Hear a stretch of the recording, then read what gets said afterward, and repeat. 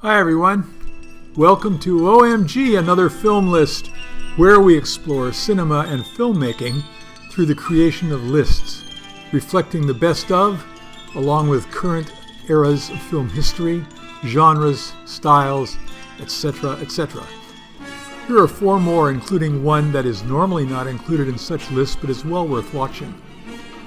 These notable science fiction movies are all from the 1950s. When complete, the list will go up to but not include 2001: A Space Odyssey. A second group of 20 will start with that watershed film and cover movies up to the present. Please like and subscribe. Most important, please leave a comment. I'll respond to everyone. I welcome your ideas and criticism. Thanks for watching and enjoy.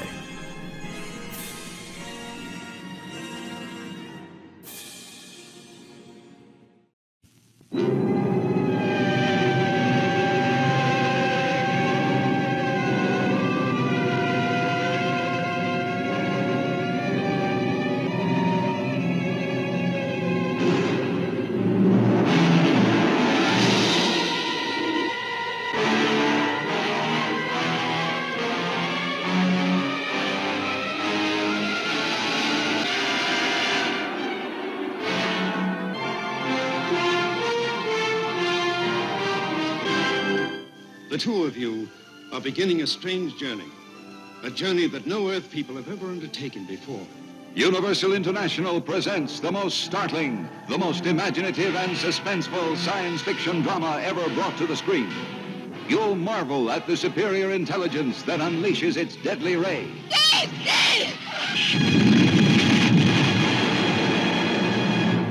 Or can kidnap an airplane in flight. They're pulling us up.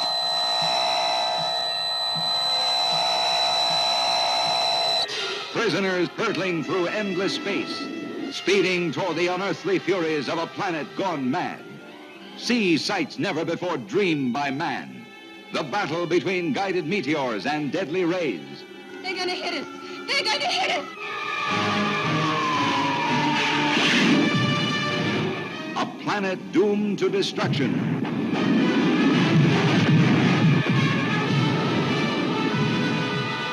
While captive Earth people fight for their lives. It is indeed typical that you Earth people refuse to believe in the superiority of any world but your own. Run, Ruth, run!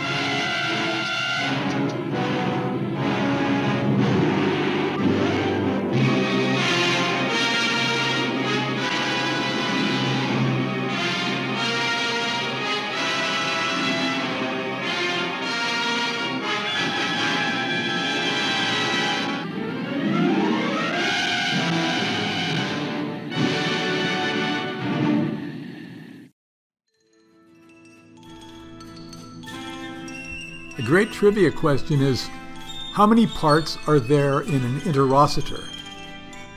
That's the strange technological marvel that's mysteriously delivered to a rocket scientist played by Rex Reason. It's the first step in a wild journey that goes from his comfy lab to a clandestine research laboratory. The trip through the galaxy via flying saucer ends on Metaluna, a doomed planet in the throes of destruction. Along the way, we witness interplanetary nuclear war and meet a murderous mutant whose bulbous head is an exposed brain. Sounds like fun, but before you watch it, you need to know how many parts are there in an interocitor.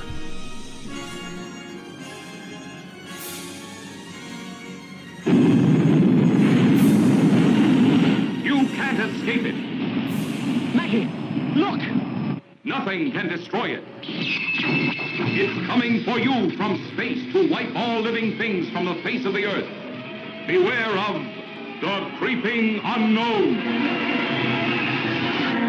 This woman is about to learn a terrible secret. She will never be the same again. Because this man knows that same secret, he will never speak again. To both of them has come terror in the form of the creeping unknown.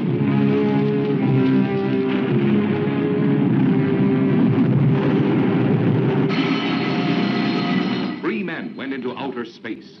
Only one of them came back. Came back a strange, distorted creature, haunted and possessed by something beyond human understanding. What was the terrible secret he could not tell them? There's a whole new world out there, a wilderness, uncharted. And he's been there and come back. He's got the map. Unlock his mind for me, Briscoe, and find it. I know you can do it. It isn't just a question. I know the strain and tension you've been under, but to stop now when we're so close. Brian Donlevy. He dared an experiment that shocked a nation. You've destroyed him like you've destroyed everything else you've touched, Kent. There's no room for personal feelings in science, Judith. An experiment that created the creeping unknown.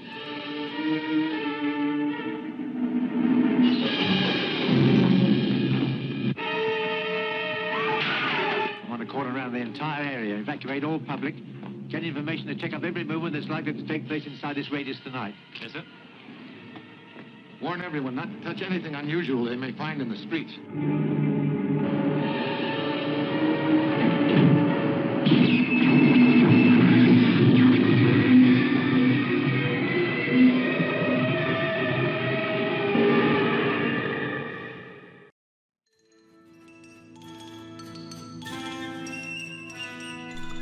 The Quatermass Experiment is a 1955 British production directed by Val Guest. It's the second in a trilogy of films featuring Professor Bernard Quatermass, head of the British Experimental Rocket Group. He's an impatient and cantankerous scientist who has a habit of encountering alien invasion threats. The first two films starred Brian Donlevy in the titular role. A third was released in 1967 titled Quatermass in the Pit with Andrew Keir as the professor. That movie hit theaters in the U.S. as 5 Million Years to Earth. All of these films rarely show up on best of film lists, but are well worth watching. Professor Quatermass has also popped up numerous times in various iterations on British TV.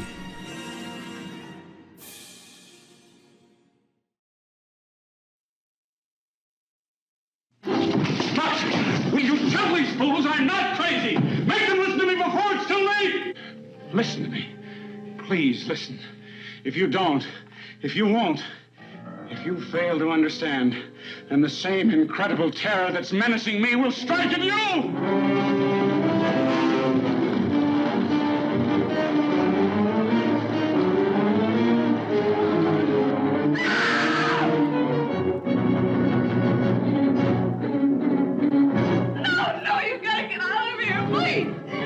They come from another world, spawned in the light years of space, unleashed to take over the bodies and souls of the people of our planet, bringing a new dimension in terror to the giant superscope screen. It's whatever intelligence or instinct it is that can govern the forming of human flesh and blood out of thin air is fantastically powerful, beyond any comprehension. A cursed, dreadful, malevolent thing was happening to those he loved. This isn't just an ordinary body, is it? I never saw one like it. It looks unused. The sensational star discovery of The View from Pompey's Head. And now an undreamed of horror makes her life and love a vortex of fear. Jack!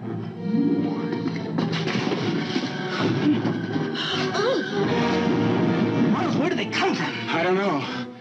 Suddenly, while you're asleep, they'll absorb your minds, your memories. I don't want any part of it. You're forgetting something, Miles. What's that? You have no choice. From city to city, an incredible hysterical panic spreads. As the unimaginable becomes real, the impossible becomes true. Stop and listen! Stop and listen to me! Listen! Listen! Listen to me! They're not human! Can't you see? Everyone! They're here already! You're next!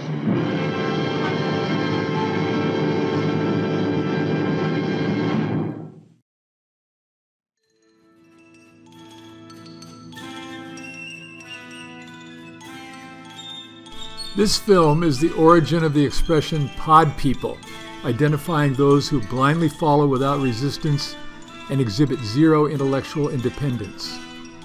Over the years, there's been some critical controversy on whether this story reflects a pro or anti-position on McCarthyism. Produced in the aftermath of the 1954 Army McCarthy hearings, that political and social argument was still raging at the time. Director Don Siegel left no doubt in later interviews that he and his fellow creators were solidly of the opinion that the greatest sin is capitulation to authoritarianism, regardless of its professed political system.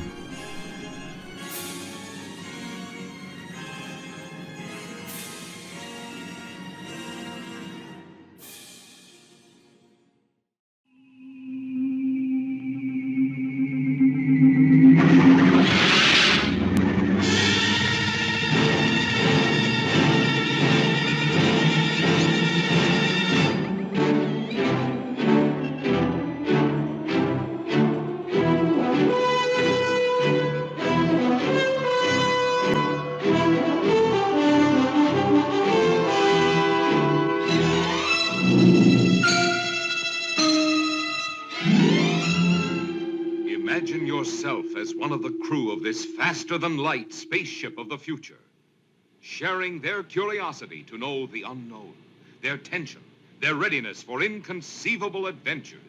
Sir, we're being radar scanned. United Planets cruiser C-57D, J.J. Adams commanding. Who are you? Morbius of the Bellerophon. Oh, Dr. Morbius, my orders are to survey the situation on Altair 4. Commander, if you set down on this planet, I warn you that I cannot be answerable for the safety of your ship or your crew. When you reach the Forbidden Planet, you will meet Dr. Morbius, played by Walter Pidgeon.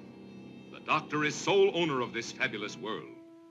Anne Francis is his alluring daughter, Alta, who has never seen a young man till she meets Commander Adams, played by talented Leslie Nielsen. Come on in. Didn't bring my bathing suit. What's a bathing suit? Oh, murder. You will meet a charming character in The Robot, able to produce, on order, 10 tons of lead or a slinky evening gown. Always at your service.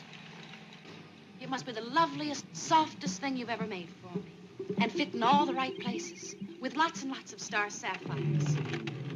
Star sapphires take a week to crystallize properly. Would diamond or emeralds do?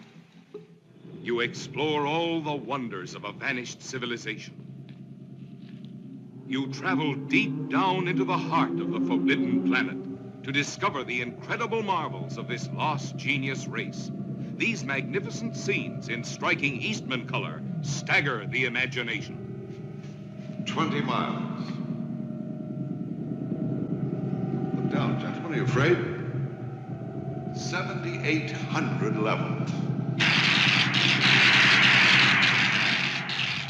Yet the wonders of the planet Altair 4 conceal a strange and evil force, unknown, irresistible.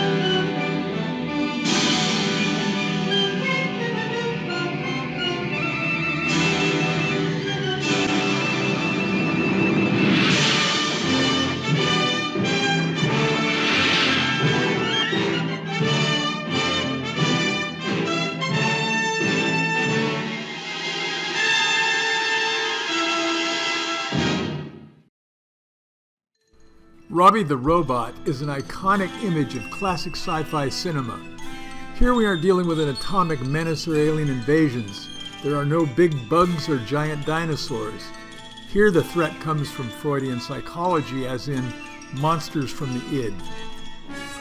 The United Planets reconnaissance expedition to planet Altair 4 uncovers a history of violent death and 2 survivors of a large research group, an obsessive scientist and his beautiful young daughter, both assisted by the advanced AI robot Robbie. Beneath the planet's surface are the extensive remains of an ancient civilization advanced beyond comprehension. The story is based on Shakespeare's play The Tempest and was MGM's big-budget foray into the science fiction trend of the 1950s.